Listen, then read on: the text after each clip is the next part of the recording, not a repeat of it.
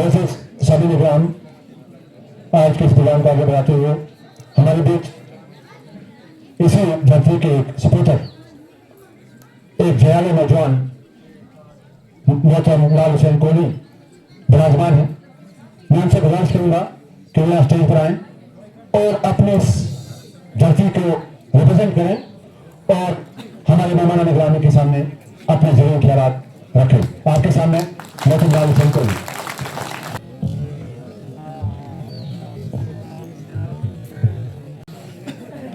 मुहम्मदु नस्सल्ली अला रसूलिल करीम, अम्मा बाद, अऊज़ु बिल्लाहि मिनश शैतानिर रजीम, बिस्मिल्लाहिर रहमानिर रहीम। मोहतरम मकाम, वाजिबुल एहतराम सदर महफिल, रौन के स्टेज, आज के मेहमान खसूसी मेंबर लेजिस्लेटिव असेंबली मोहतरम हॉनरेबल उड़ी डॉक्टर सजाद शफी साहब, स्टेट कमिश्नर बारामूला साहब, बाकी तमाम डिपार्टमेंट से आए हुए ऑफिसर साहिबान, मेरे प्यारे बुजुर्गों, मेरे नौजवानों, मेरे प्यारे भाइयों, मेरी बहनों, सबको मेरी तरफ से अस्सलामु अलैकुम व रहमतुल्लाहि व बरकातहू। मैं सबसे पहले अपनी तरफ से, अपने चुरंडा और बडगलां की बागयोर अवाम की तरफ से हॉनरेबल एमएलए उड़ी आज के मेहमान खसूसी को दिल की अमीर गहराइयों से मुबारकबाद पेश करता हूं।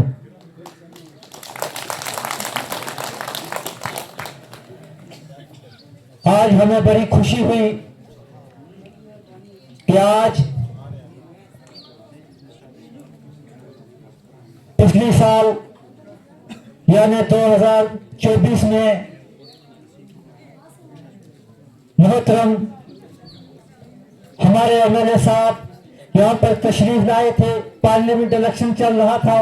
उस वक्त इन्होंने एक वादा किया था कि इलेक्शन में मैं कामयाब होके आपके इलाका चुरंडा में जरूर विजिट करूंगा। उसके लिए मैं इनको मुबारकबाद पेश करता हूं।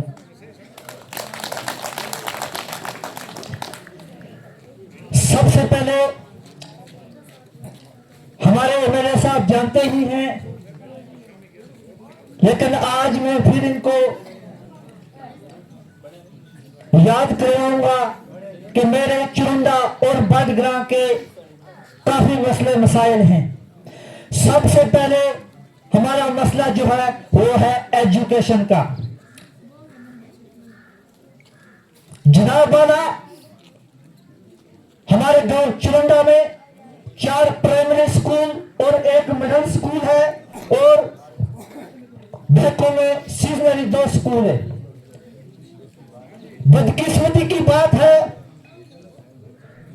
कि बने चुरंडा से, आपने देखा भी होगा, बने चुरंडा से जब सुबह सवेरे बच्चे निकलते हैं और 20 किलोमीटर पैदल सफर करके तालीम हासिल करने के लिए या तो उनको हाई स्कूल बलकोट में जाना पड़ता है या फिर वो डिग्री कॉलेज उड़ी, बॉयज हायर सेकेंडरी स्कूल उड़ी, गर्ल्स हायर सेकेंडरी स्कूल उड़ी में जाना पड़ता है। सुबह वो 6:30 बजे घर से निकलते हैं और वो 10 बजे स्कूल में पहुंचते हैं। थके हुए होते हैं, ना कोई ट्रांसपोर्ट है, ना कोई उनके लिए गाड़ी है। बेचारे मुश्किल से स्कूल में पहुंचते हैं और दिन को वो स्कूल में पढ़ते हैं। शाम को जब 4 बजे स्कूल को छुट्टी होती है, 4 बजे वो निकलते हैं, तो मुश्किल से रात को बने चुरंडा में वो 7 साढ़े 7 पहुंचते हैं। बदकिस्मती की बात है कि आज तक इस चुरंडा इलाके को किसान नाइंसाफी हुई। आज से पहले भी इस 10 सालों में गवर्नर ही राज था। इन्होंने तो बड़े बड़े वादे किए, हमने हर इलाके में हमने ये काम किया, हमने डेवलपमेंट की, लेकिन खुदा की कसम करके कहता हूं इस चुरंडा के साथ हमेशा नाइंसाफी हो रही है। जनाब वाला, मिडिल स्कूल को हाई स्कूल का दर्जा देना था, दर्जा नहीं मिला। क्यों नहीं मिला? ये हमारी बदकिस्मती की बात है। जनाब वाला, हमने कई बार आला हकाम तक भी बात पहुंचाई, लेकिन हमारी बात पर अजाला नहीं हुआ। और आज हम उम्मीद करते हैं कि हमारे हॉनरेबल एमएलए साहब हमारे बीच में है और वो इंशाअल्लाह इस पर जरूर अज़ारा करेंगे। दूसरी बात जनाब वाला ये है, मैंने कई बार जनाब वाला मैंने आपकी नोट्स में ये बात लाई कि मेरे चुरंदा में मिडिल स्कूल का एक टीचर जो प्रमोट होके दूसरी जगह चला गया, लेकिन बदकिस्मती की बात है कि मिडिल स्कूल चुरंदा में अभी भी वो पोस्ट खाली है। बच्चे हमारे सफर कर रहे हैं। सुतेली माँ का सलूक क्यों किया जा रहा है हमारे बच्चों के साथ, ये बदकिस्मती की बात है। मैं एमएलए साहब से और जोनल एजुकेशन ऑफिसर उड़ी ZUP साहब से ये मैं रिक्वेस्ट करूंगा और ये मैं गुजारिश करूंगा कि मेहरबानी करके हमारा मिडिल स्कूल चुरंदा का टीचर हमें वापस दिया जाए। 2005 में जब यहाँ जलजला हुआ तो उस वक्त यहाँ एक स्कूल था, EJS नेपारा स्कूल।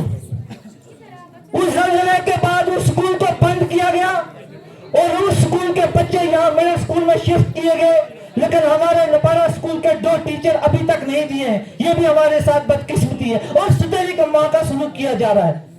क्यों किया जा रहा है? क्योंकि मैं एक यहाँ का एक समाजी कारकुन है, मेरा काम है यहाँ से आवाज बुलंद करना और मैं करता रहूंगा अपने इलाके के लिए, क्योंकि ये गरीब लोगों के बच्चे पढ़ते हैं। लेकिन हमारे नेपारा स्कूल के 2 टीचर भी अभी तक हमें वापस नहीं मिले हैं। एक तो वो हमारे नेपारा स्कूल के 2 टीचर दिए जाएं और जो हमारा टीचर मिडिल स्कूल का हेडमास्टर प्रमोट होकर दूसरी जगह गया, वो पोस्ट खाली है, उस पोस्ट पर हमारा हेडमास्टर साहब की जगह दूसरा टीचर दिया जाए। जनाब वाला मेरी एक रिक्वेस्ट रहेगी कि अपर बटंगी में एक मैडम काम कर रही है, शहनाजा बेगम, और उसके साथ एक सीनियर टीचर काम कर रहा है। मैं कई बार ZDO साहब के पास भी गया, ZDPO साहब के पास भी गया, लेकिन इन्होंने ये यकीन दिलाया कि इंशाल्लाह हमारे पास अभी टीचर कम है। हमने सीओ साहब को लेटर लिखी है, तो इंशाल्लाह हम आपका एक टीचर या 2 आपके जो भी 2-3 टीचर है जो पोस्ट है उसका हम अरेंजमेंट करेंगे और आपको टीचर वापस देंगे। इसके अलावा जनाब वाला मैं PGD की बात करूंगा। यहाँ पर गरीब लोग हैं, पसमानदा इलाका के लोग हैं, पढ़े लिखे नौजवान बेरोजगार हैं, कोई रोजगार नहीं है और इनको जब बिजली की बिल निकलती है तो 1000, 1500, 2000, 3000, 4000 ये लोग अफोर्ड नहीं कर सकते हैं। जनाब वाला मेरी आपसे गुजारिश रहेगी कि ये ट्राइबल इलाका है,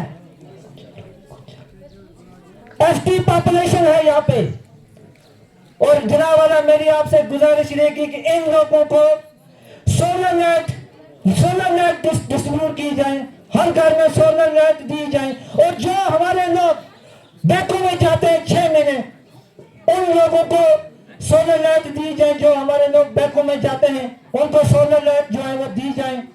इसके अलावा मेरी गुजारिश रहेगी जनाब वाला कि थाजल से चुरंदा जो रोड, जिस रोड पर आप आए, यहाँ से अबदाल से एक लिंक रोड जाती है बडगरा, वो अरसा दराज 1 साल से बडगरा की सड़क जो है वो बंद पड़ी हुई है। लोग सफर कर रहे हैं, गुना को मुश्किलात का सामना करना पड़ता है।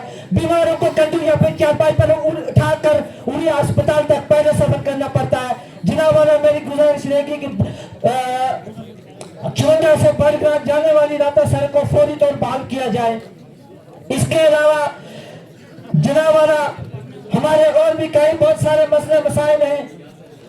हमारे पढ़े लिखे नौजवान बेरोजगार हैं, कोई रोजगार नहीं है। हमारे इन पढ़े लिखे नौजवानों को रोजगार दिया जाए।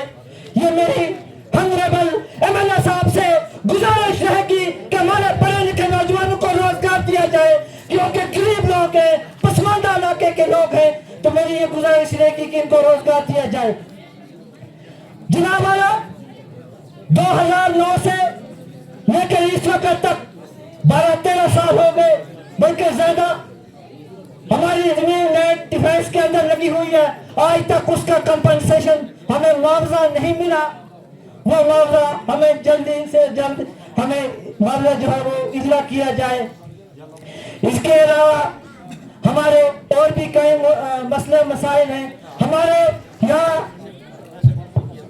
2 डॉक्टर काम कर रहे हैं। हमें बडगला के लिए अलग डॉक्टर दिया जाए और चुरंदा के लिए अलग डॉक्टर दिया जाए, जो वक्त पर यहाँ पर रहे और लोगों का ट्रीटमेंट कर सके, क्योंकि हमारे लोगों को काफी मुश्किलात आती है। रात के 12 बजे, रात के 10 बजे अगर कोई मेरी माँ, कोई मेरी बहन, कोई मेरा बुजुर्ग अगर कोई बीमार हो जाता है, वो इन लोगों को पता है जो रात को यहाँ से उठाकर चारपाई पर उड़ी अस्पताल का पहला सफर करते हैं। जनाब वाला, मेरी गुजारिश रहेगी कि यहाँ पर पीएचसी का दर्जा अगर मिला है तो डॉक्टर स्टाफ कहाँ है? अगर चुरंदा में पीएचसी का दर्जा मिला है तो डॉक्टर कहाँ है? स्टाफ कहाँ है? हमें डॉक्टर दिए जाए अवेलेबल, ताकि लोगों का यहाँ ट्रीटमेंट कर सके। इसके अलावा जनाब और भी मसला मसाइल है जो मैंने पहले भी जिक्र किया कि हमारे बच्चे यहाँ से 20 किलोमीटर का पैदल सफर करके तालीम हासिल करने के लिए उड़ी जाते हैं। उनके लिए सरकारी गाड़ी लगाई जाए जो यहाँ से गाड़ी उठाएगी और सीधा पर छोड़ेगी और शाम को 4 बजे जब स्कूल में छुट्टी होगी वहां से उठाएगी और सीधा पर छोड़ेगी, बच्चों को छोड़ेगी। क्योंकि बच्चों को पता है, जो बच्चे पढ़ते हैं, जो पढ़ने के लिए जाते हैं, जो तालीम हासिल करने के लिए जाते हैं, उन बच्चों को पता है वो रात को बेचारे रात को 6:30 या 7 बजे पहुंचेंगे। उस्ताद का काम दिया हुआ वो रात को कैसे पढ़ेंगे, कैसे लिखेंगे, कैसे याद करेंगे।